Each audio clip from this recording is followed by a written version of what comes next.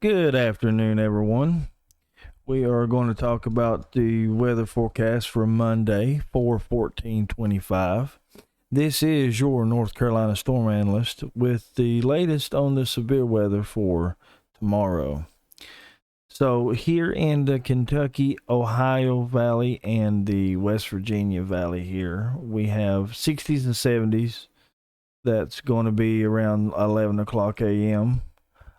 For Monday.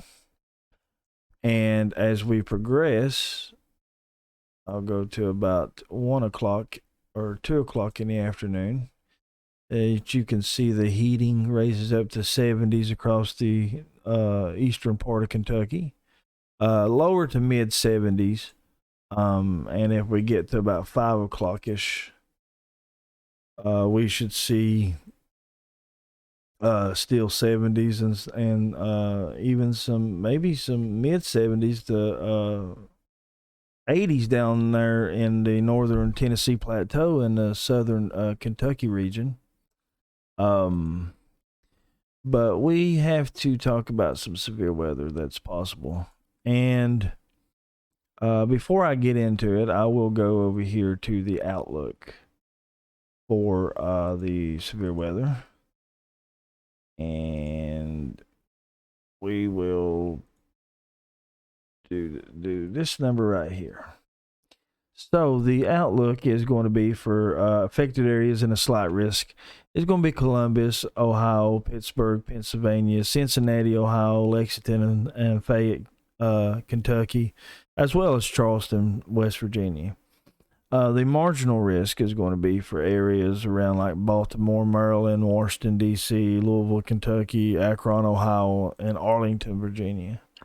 And if you look at the yellow line right here, this is the slight risk. So it stretches around Pittsburgh to Columbus, down through Cincinnati, down to Lexington, over towards Beckley, West Virginia, and then back up into the western Maryland and northwestern parts of Virginia. And then you got this green line, which comes around, and that's marginal risk for severe weather. And you can see where it stretches through the southern Appalachian region, down to middle Kentucky, and then back up around southeastern parts of Indiana, and then up into majority of Ohio. And in the slight risk area, they are given scattered to strong severe storms possible from Monday mid-afternoon to mid-evening across parts of the upper Ohio Valley and central Appalachians. An upper level low will deepen from the Lake Superior into eastern Ontario on Monday, with an amplifying upper trough from the northern plains into the Ohio Valley late. At the surface, a cold front will extend south from the Ontario low, affecting Ohio and Kentucky prior to 000Z. A narrow zone of mid to upper 50s dew points will spread northeastward ahead of the front, with pockets of heating. This will lead to 1,000 to 1,500 joules per kilogram on the Cape from Kentucky into West Virginia, with lower values northward across Ohio and into Pennsylvania. So what I'm about to show you is I'm going to show you some maps here, different models that we look at when we look at severe weather or potential severe weather. And I'm going to go to the energy helicity. And we're going to back it up to about 11 a.m. And there ain't hardly no energy out here whatsoever for that time frame. But we're going to step it one at a time. You can see that about 12 o'clock, some energy starts to build. And then by 1 o'clock, it continues to cover central Kentucky and southeastern Kentucky. It's very, very modest in the way of energy. There's a 2 if you sit there long enough, but as you go forward in time, at about, there's 3 o'clock. Let's do about 4 o'clock in the afternoon. You'll see that you have this pocket. Now, this pocket's going to be surging this way. It's going to be going about northeast. And as you can see, it's shifting more toward the northeast. Now we're getting into 3.6 range. We're getting into the very mild energy helicity index for energy on the storms. And if I go, let me go to 6 o'clock. You can see that shifting up into the West Virginia area by 6 o'clock p.m. If I go down, let me scroll back to 2 o'clock, and we'll go to the most unstable Cape, guys. So we're going to look at the most buoyant Cape. And if we go forward in time, there's 4 o'clock. Capes are generally around 1,000. There might be some pockets of 1,600-ish in joules per kilogram, but it's generally going to be right around the 1,000 to they might be some pockets of 2,000 actually, as you go around, up near the Indiana, the Ohio and Kentucky border. But as you can see, that this is ample enough energy for storm initiation.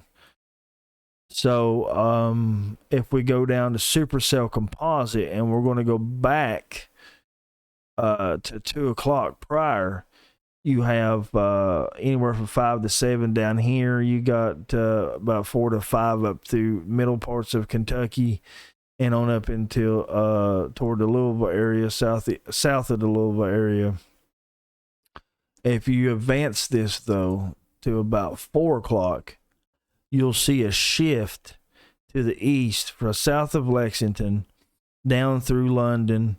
And you take a look at the parameters. Now it's about 11.5 on the supercell composite. And it's, it's generally more favoring down here now on some of the energy when it comes to the supercells forming. Some of the energies up here away from the supercell, and I'll show you that in just a moment. We got what we call the updraft helicity.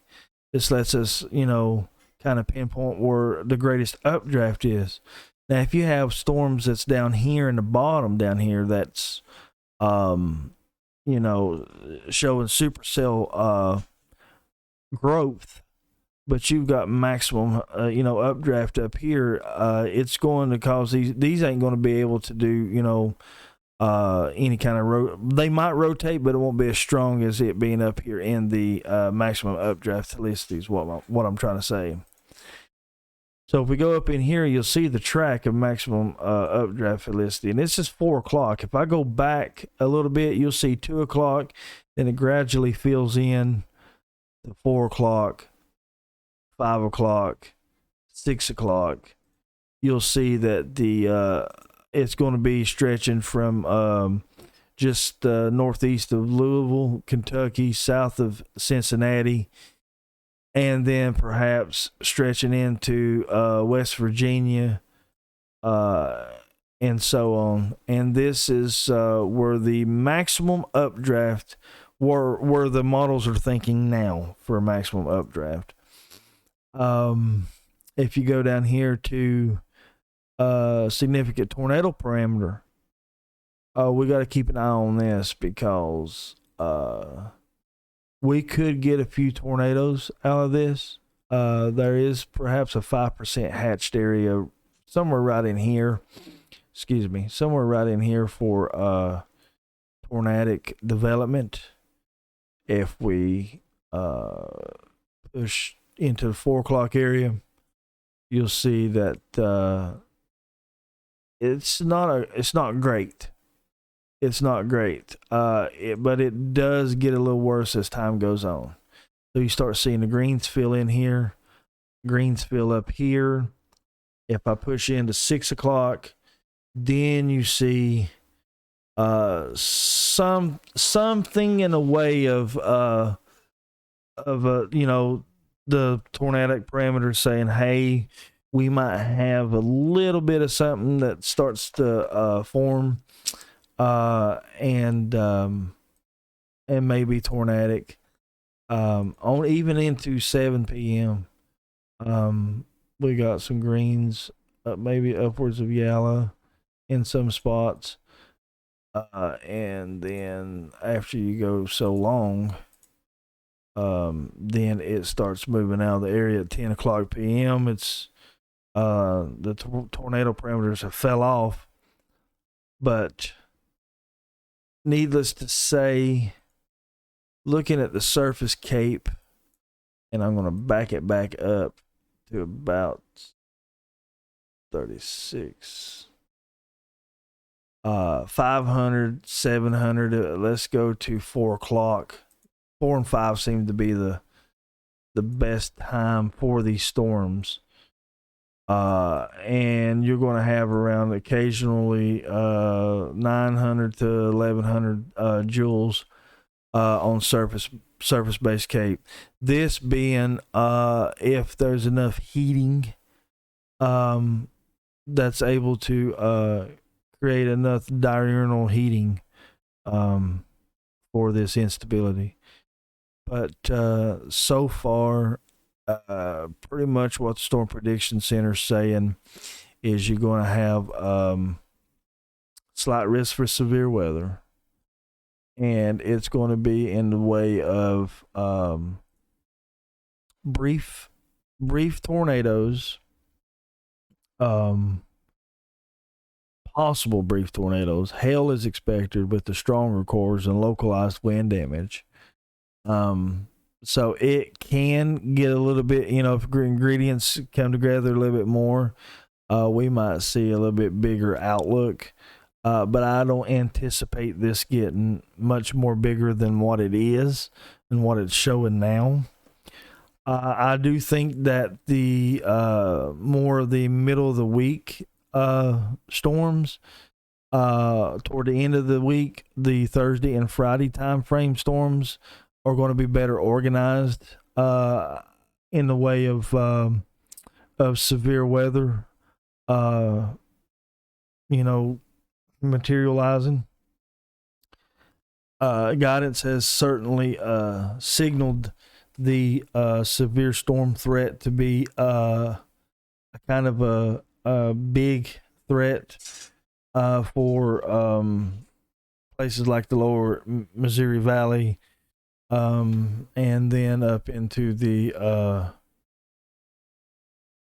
first in Iowa and Missouri, and then the lower Missouri Valley stretching over into Illinois, Indiana, down through southeastern Oklahoma, northeastern Arkansas. And this is subject to change, but that we anticipate that to be just a bit bigger than what this one's going to be.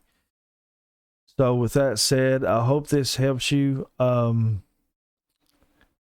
believe there will be some brief tornadoes. They won't be nothing in the way of what we have seen in the past month with severe weather. So I wouldn't, don't let nobody get you frightened and get you upset and get you worried that that's what's going to happen. That's simply not true. There is some parameters showing in the way of some severe thunderstorms with capable of producing locally damaging winds, maybe some large hail, and a few tornadoes, but nothing in the way that you couldn't handle if you just make sure that you seek your tornado safety precautions if you get a warning, and respect. Like James Spann says, he says, respect the polygon. That's what you need to do. If you're in the polygon, you need to respect it. And if, with the way that this spring has already materialized, if you haven't already, I would get into the mode of figuring out where your safety tornado precaution areas are going to be. or where they're at, make sure they're stocked, and make sure that you have a plan in case you need to get into action. Storms don't wait on you, and they can go from anywhere from, creeping, crawling 25, 30 miles an hour, and then I've seen them of highway speeds way above highway speeds of 80, 85, 90 miles an hour, and sometimes more.